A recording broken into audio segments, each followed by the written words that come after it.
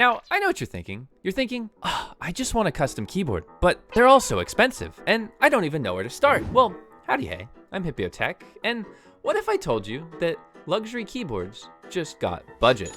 In this video, I'm gonna be building a keyboard that literally broke my expectations. The iqunix Super Zonex 75. Now, I know that name is a mouthful, but let me just tell you that this build is also gonna be a mouthful. It's packing super premium features and a really premium sound for only a semi-premium price. Okay, it's a little bit expensive, however, it's a really bit good. Don't believe me? Just listen to this.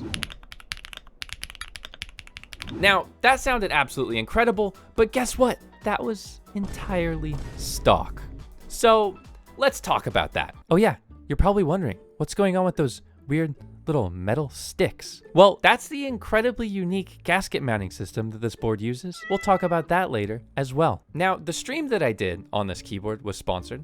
However, the video that you're watching right now was not. Oh yeah, did I mention this keyboard has the best knob I've ever felt? Don't take that out of context. Oh yeah. Now, before we get into the actual features of the keyboard, let's first get into the box. Now, in the box, we have 1, 2, 3, 4 things that we're gonna have to get into. This will be pretty interesting. Now, there's some really good stuff in here, but this first one super surprised me. It comes with a metal aviator cable, like the ends are metal and it's really nice. A really surprisingly nice screwdriver. That's a good touch. But wait, why is there a screwdriver? Oh, this must be a custom.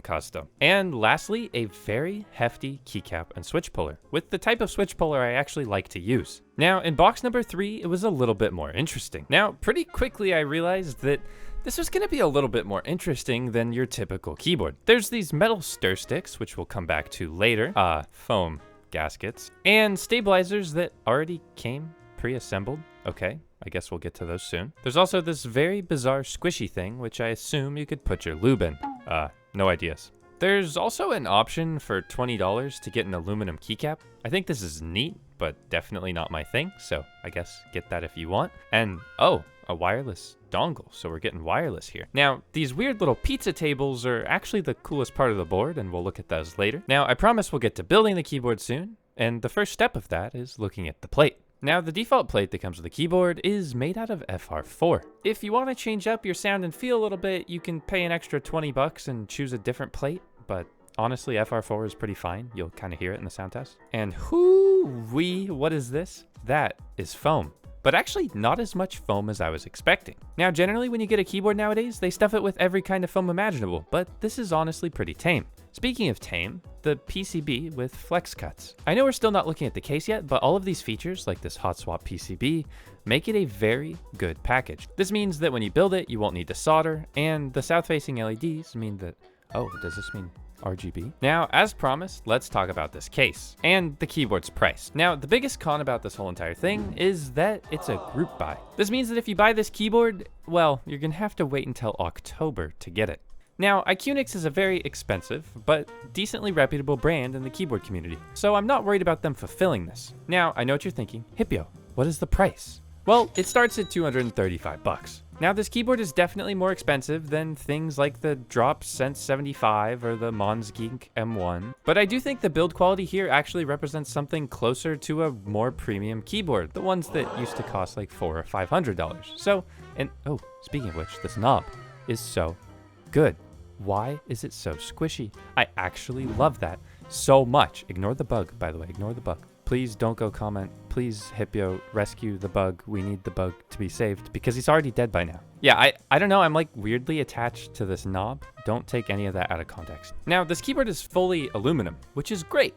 It also comes in a lot of different color options, which is also great. Now, let me talk about these feet for a second, as they're magnetic, which is incredibly cool, but that's not the coolest part yet. Check this out. Let me just flip them around, bada bing, bada boom, and now they're flat.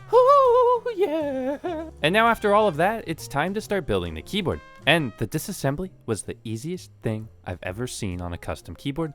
More keyboards should have just 4 screws. Now, remember how I said this board was interesting?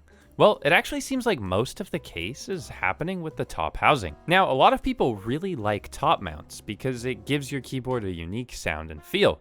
And this seems to be a top gasket mount. Like, it's not your traditional top mount, but technically everything's happening here in the top portion of the case. Now, before I build that, I need to lube my stabilizers, and I'm gonna lube those with just a little bit of magic. Lube will make them sound better, and you know what else sounds better? Hitting the subscribe button, because 69% of you haven't. Now, installing stabilizers, super easy peasy. You just drop them in with magic and then screw them in. Next, I'm just gonna put on the PE foam. I personally really like how PE foam makes a keyboard sound, so I'm gonna use it. Also, at this point, I do need to install this other squishy bloop blop thing.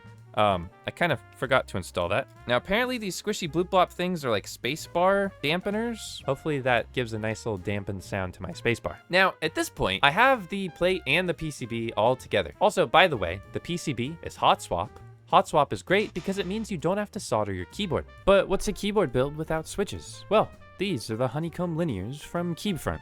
They're a switch that's been sitting in my closet for like the last year. Keybfront. They sent it to me for free, and I was just like, geez, I need a switch for this build. And I found these, and I was trying them out, and they're actually really good stock. Now, these are a medium weight linear, so they're basically the average switch that most people will be trying, and they're also relatively affordable at 10 bucks for 18 of them. Now, I could just use Morandi switches in every build, and trust me, I kind of want to, but hey, I'm gonna try out a different switch for this video, so please say thank you for trying a new switch, Hipyo. Now, with my magic, I installed those, and installing them was actually pretty hard, as the tolerance on the switches and the tolerance on the plate were both very tight.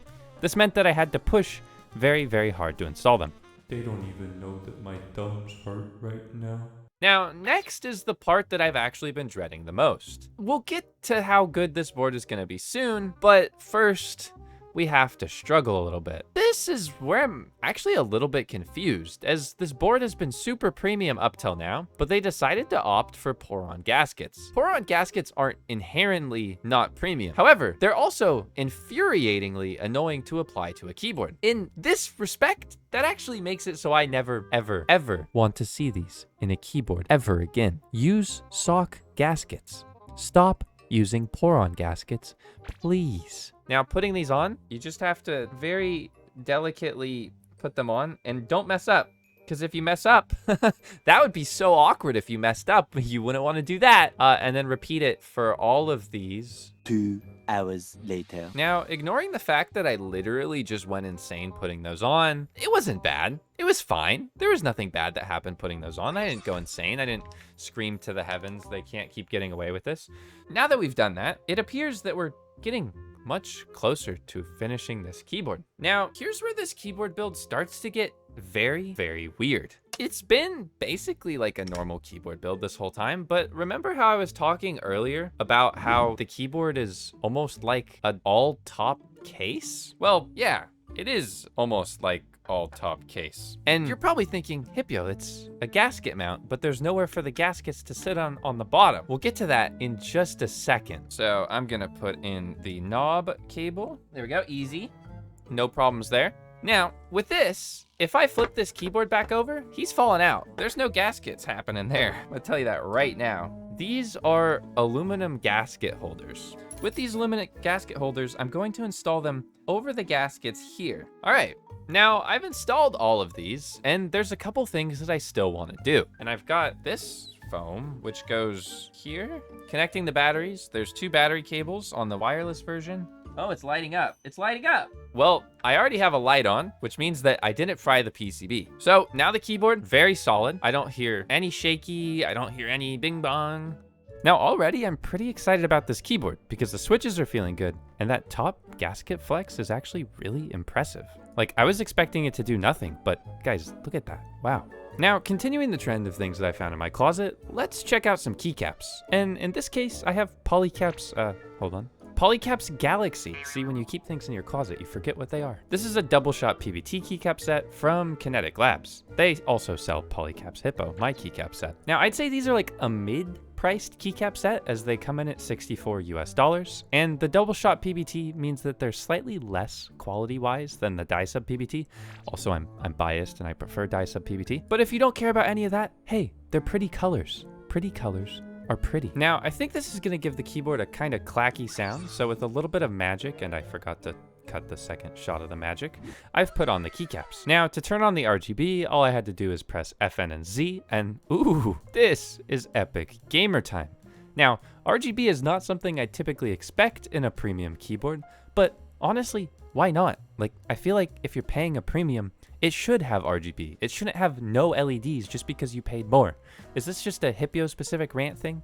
I think it's stupid. It costs an extra, what, like $7 to put RGB on a PCB, maybe less? Anyways, it's a good touch, and it gives this keyboard a very futuristic, like cyberpunky type vibe. Honestly, the vibes are pretty immaculate if you were building a cyberpunk style board. Also, there's like a million different lighting modes if you care about that. Now, with the keyboard built, you're probably wondering what my final thoughts are. And don't worry, I'll save the sound test for the end. I would say if you're okay with the group by format, which personally I'm not, and you like this keyboard's aesthetic and vibe, then it definitely feels like a premium package. Also, just for fun, I wanted to try tape modding it to see if it made it any better, and I'll put that sound test after the stock sound test at the end. But yeah, overall, I'd say if you're on a tight budget, don't go with something like this keyboard, as you can save 135 bucks and still get a functioning metal 75% keyboard by getting something like the Monsgeek M1. You can check out my video on that if you'd like, it's in the top right. But if you're looking for something just to maybe a little bit of a step up, then this keyboard could definitely be it for you. I really like the unique gasket design. I think it gives it a super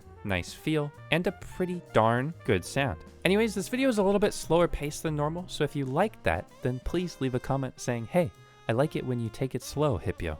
Anyways, I'll be leaving you with the sound test. Please listen to the whole thing to support my YouTube algorithm overlords. Well, actually, there's 2 sound tests. Bye!